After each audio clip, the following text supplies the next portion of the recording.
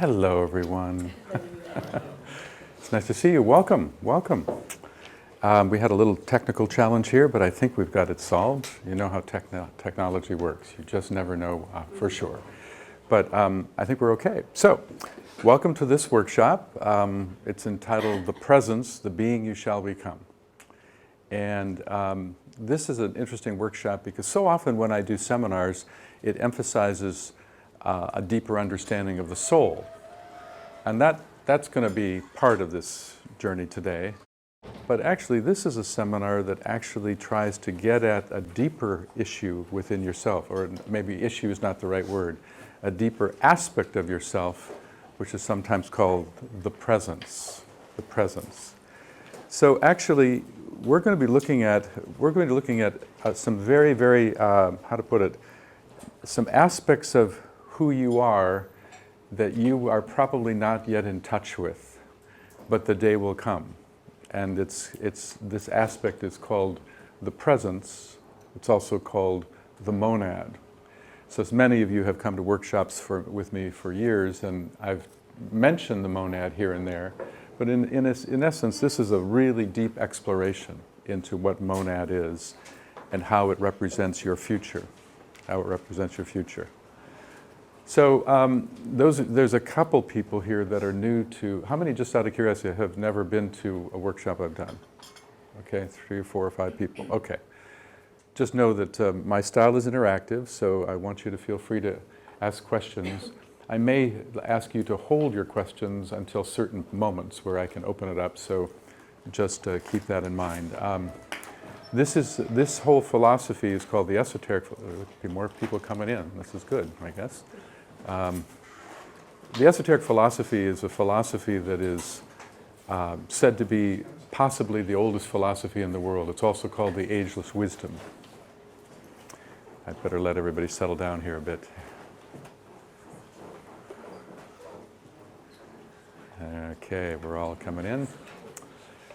And so for those of you who are new, just realize that this is a philosophy that tries to get at some deeper truths, and many of those truths can be found in all world theologies. And so if you're brand new to esotericism, you might hear some terms that are brand new to you as well. I'll try to remember to, there was a great philosopher, I think it was Voltaire, who once said, "Before we discuss anything, let us define our terms." And so I'll try to remember to define terms, but don't hesitate. If I use a term that just is way out there and I don't mention it, please say, what do you mean by that, okay?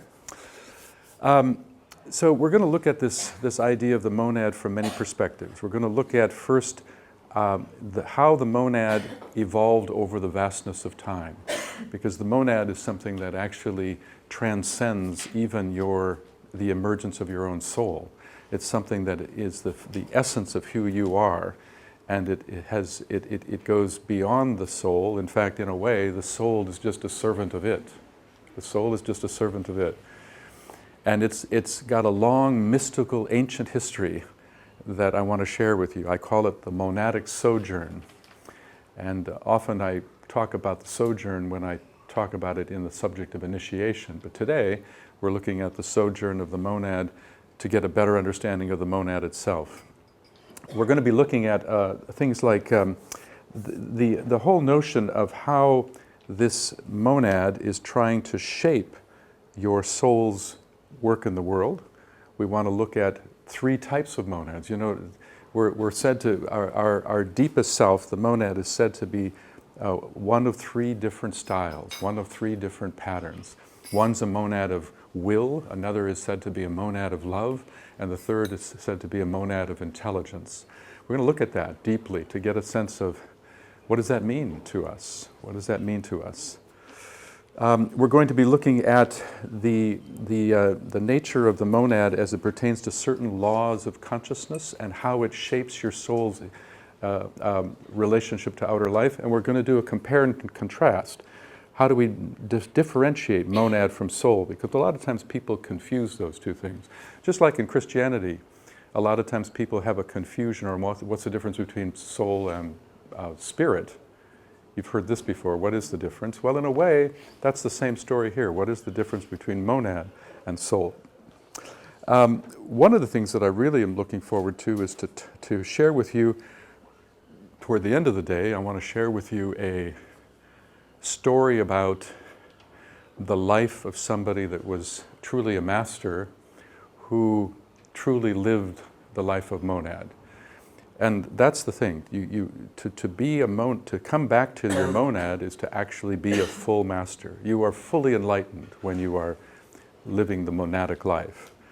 But I'm going to share with you a story about somebody by the name of Apollonius of Tyana.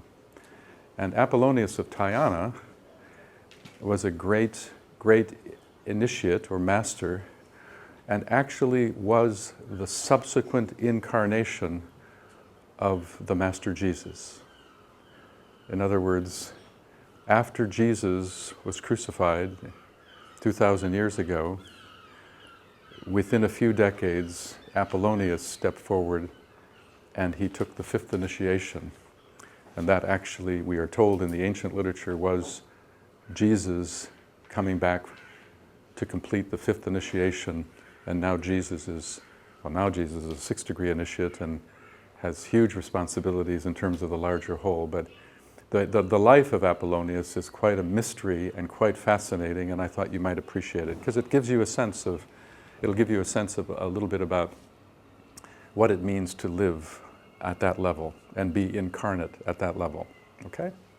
And if history is any judge, we will probably take the unexpected tangent now and then. Yes. Okay, so let's dive into it. First, I want to give you some equivalent terms so that you know that I'm saying the same thing.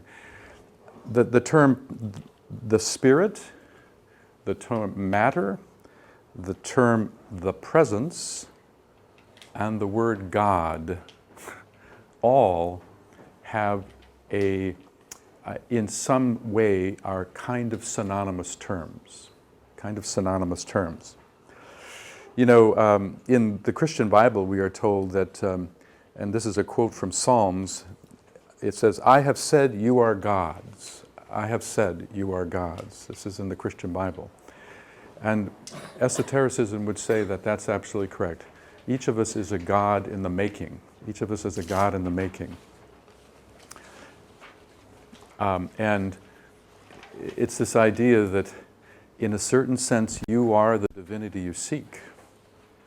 We all are seeking for connection with God, and sometimes not realizing that the highest connection we can make with God is to come into relationship with the God part of ourselves, the God part of ourselves.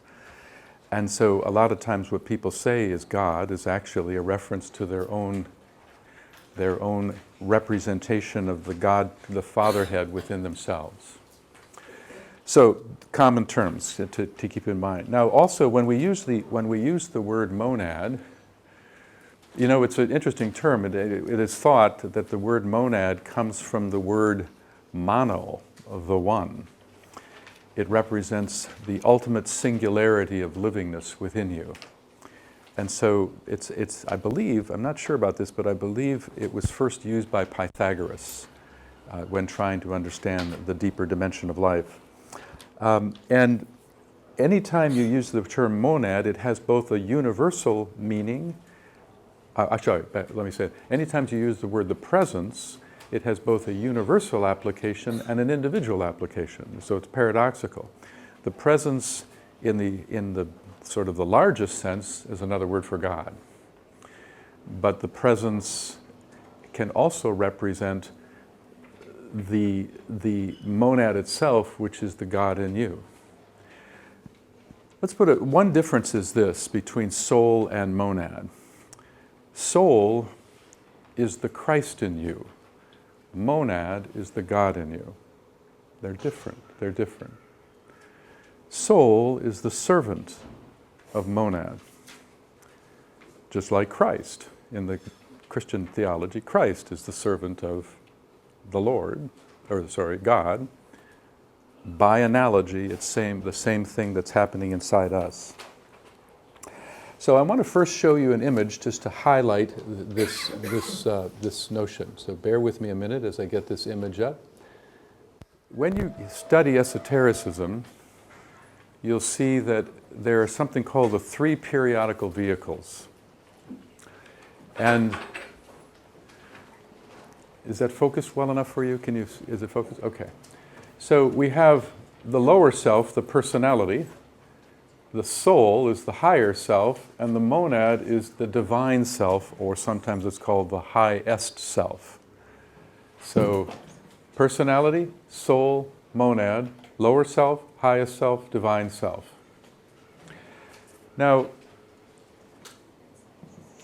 we can break this down and understand that this triple aspect of your identity has different qualities. For instance, the monad is said to represent pure spirit and conveys will and purpose. Your monad is actually incredibly powerful. It is the purpose of divinity that you actually are. Okay? The soul, which is what we're all striving to become at this point in evolution, the soul is the conveyor of spiritual love and wisdom through the agency of a loving mind. So when we use the word soul, it's a term that represents your consciousness, your perceptual faculties, and it's a term in this case that represents your higher perceptual faculties, okay? Whereas monad is transcendent to perceptual faculties. And as the day goes on, you'll get a deeper sense of that. Personality represents the innate intelligence of the triple form life, meaning it's interesting. It shall pass. This too shall pass. Okay. It represents the intelligence of your personality, your lower nature. In other words, your mental body, your emotional body, and your physical body.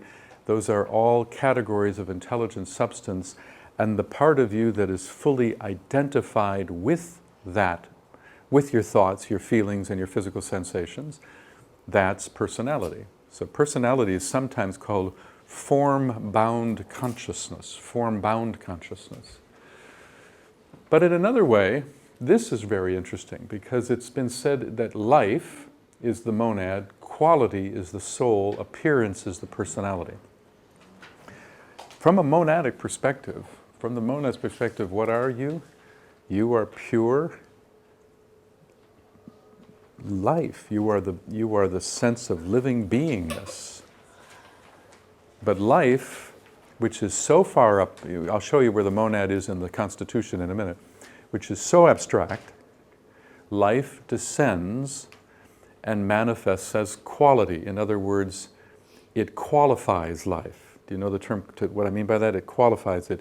It descends and becomes, it is revealed as characteristic. The word quality is important in this philosophy. It doesn't mean, boy, this table is a good quality table. It doesn't mean that. Quality, here's qualities. Love, wisdom, intelligence, harmony, beauty, organization, knowledge, idealism, devotion. All of those are said to be the aspects of consciousness that represent certain divine or spiritual qualities.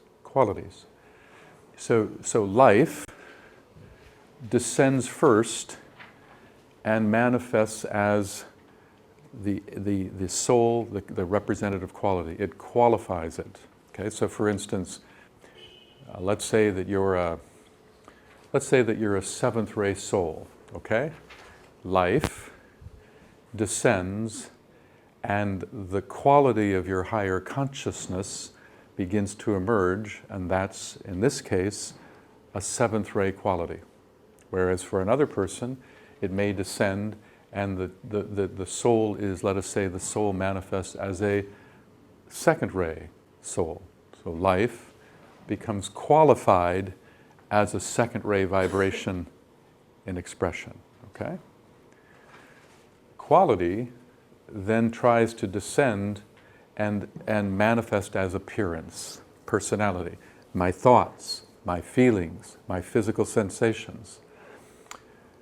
So what's so interesting about this is that for you and I, we are struggling to take the personality, which is threefold, and slowly lift it and transform it so that it becomes infused and cooperative with the soul. You and I have, many of you have heard me talk about initiation. Initiation, particularly the first three initiations, are all about that process, where we're trying to take the part of us that is appearance, mental, emotional, and physical, and we're trying to invite the soul to infuse itself into that appearance. And when you take the first initiation, it means that the soul has infused itself into the physical instrument and now has dominion over it. When you take the second initiation, the soul has infused itself in the emotional body, and now it has dominion over that.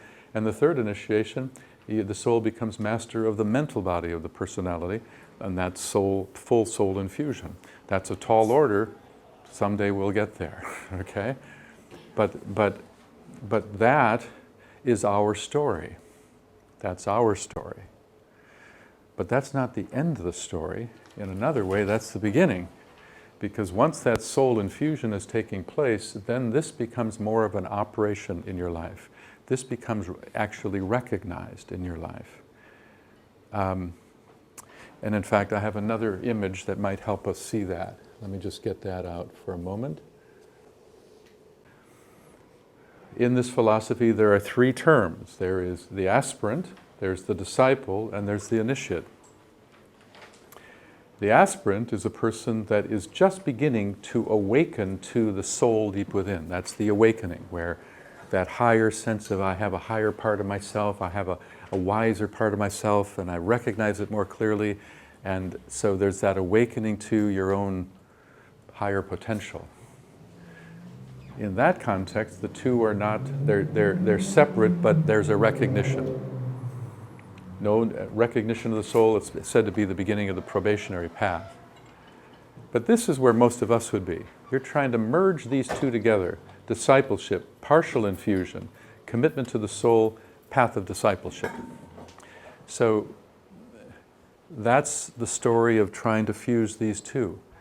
The monad, though, which is our story today, is present all along, but is totally unconscious to us, way beyond our capacity to sense this yet, until these two finally fuse at what we call the transfiguration, which is the third initiation. When these two completely fuse, then a higher polarity becomes recognized in consciousness. We are preoccupied with this duality, but when these two fuse, you have a lower point established for a yet higher duality. And that's why at the third initiation, that's when you wake up consciously to the monad for the first time. Even though that itself is fleeting. That itself is fleeting. And the evolutionary requirements in this phase that we're in, and the means to facilitate that infusion process, there's a tremendous amount of wisdom and understanding of that so much of the time this esoteric philosophy is conveying, and I too am focusing on that.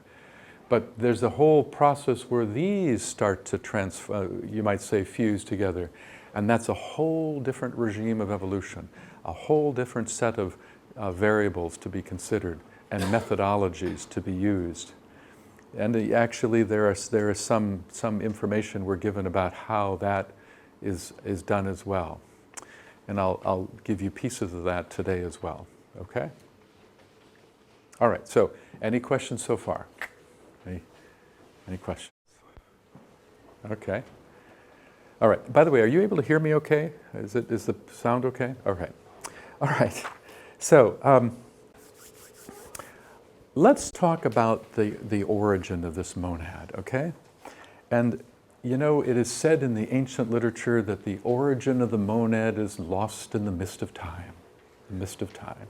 Meaning, it is so distant that it is said that it is said to be extraplanetary. That is to say, your monad comes forth from outside our planetary system altogether.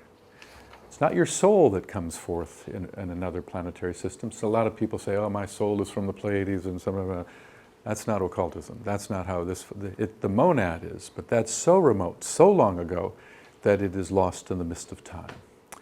But having said that, we are given an understanding of its journey. You see, this philosophy speaks of the importance of accepting reincarnation, okay? But when we as human beings talk about reincarnation, we often talk about it and say to ourselves, who was I? Which, by the way, we're given to understand that's the most unimportant question to ask. It's not who you were, but how you were. That is the key, okay? But having said that, we always think about that from the context of human life. And, you know, that you've reincarnated as a human being. But long before you even entered into the human kingdom, you were on a journey. Because long before you were in the human kingdom, you evolved for millions of years in the animal kingdom. Not as soul, but as monad. Not as soul, not as individual soul, but as monad. And before that, the plant kingdom. And before that, the mineral kingdom. At one time, we were all Rolling Stones. Mick Jagger would have been proud. So, you know, you really have to extend this concept of reincarnation in a big way, okay? So that's what we're going to do. We're going to look at this so-called monadic sojourn. Actually, I think you might have a handout on this. Do you?